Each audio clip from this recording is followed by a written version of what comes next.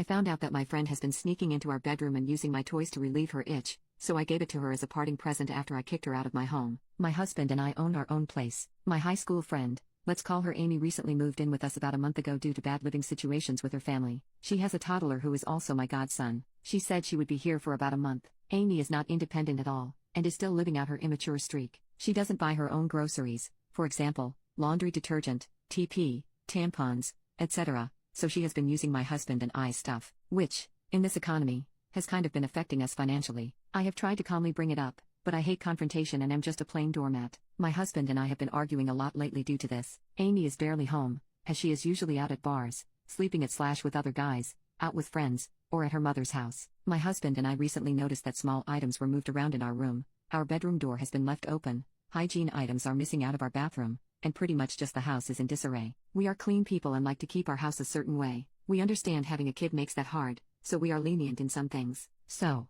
my husband had a camera in the house. The camera was in for about 4 days. We noticed when she was home alone, she would into our bedroom. However, we couldn't see exactly what she was doing due to the angle of the camera. I have brought up to her that our bedroom door has been left open, and each time she responds, I don't know how. I didn't go into your room or it was left open this morning. So I know she lies straight to my face. Now to the main point of this story. Today my husband calls me and asks if I had her go into the room for any reason and if I had asked for Amy to get something out of my nightstand. I said no. Then he tells me to go check the camera. I do, and it shows her going into the bedroom, over to my nightstand, then back out. She was in and out very quickly, didn't look around, only cracked the door, enough for her to fit through, and opened the drawer. Then, she walked out with something under her shirt. She knew exactly where she was going and what she was doing, like she had done it before. She also clearly knew it was wrong since she was trying to hide it. I immediately got upset and assumed she stole the cash that I had in there, but I knew I'd have to wait to get home after work to check. 15 minutes later, my husband calls again and says go look at the effing camera. And what do I see? She rinsing my vibrator in the kitchen sink,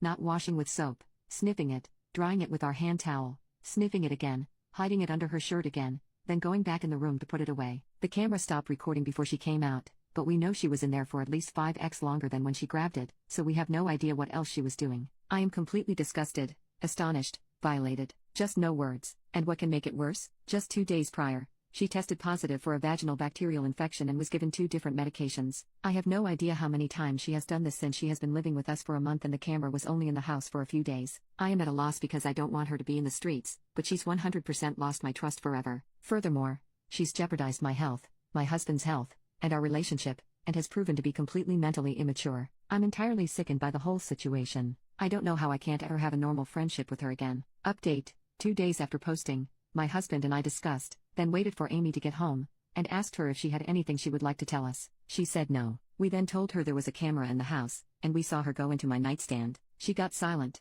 so I asked what she was doing. She took a while to respond and after some pushing, she said it was awkward. She then told me that she was curious as to what I use. I asked her what she meant and she said toys. I asked her why she didn't just ask me, as I'm a very open person. She said she felt awkward. I then asked her why she rinsed it and sniffed it. She said because I touched it. I told her it didn't make any sense why she would do any of that. Why wash it after handling it, and not before? Why even go into my personal area in the first place? We, of course, told her she had to move out because the trust was completely gone, and I did not feel comfortable having her in our home anymore. My husband was a champ. Every time I started to shut down he took the conversation over. I got tested at urgent care and tested positive for the same infection she has, and put on an antibiotic. After days of asking for test results and if she had an HIV test done, I found out she hadn't. She is physically not at our place anymore, but we are trying to arrange a time for her to come get all of her stuff. My godson is mostly with his father now, and Amy is back in with her mother, I believe. Update 2. While arranging a time for her to come get her stuff, she made a comment that I interpreted as her admitting to actually using it, not just figuring out the brand. My husband and I decided that we would no longer be able to keep it because this whole thing would always be in the back of our minds. She came and got her stuff last night,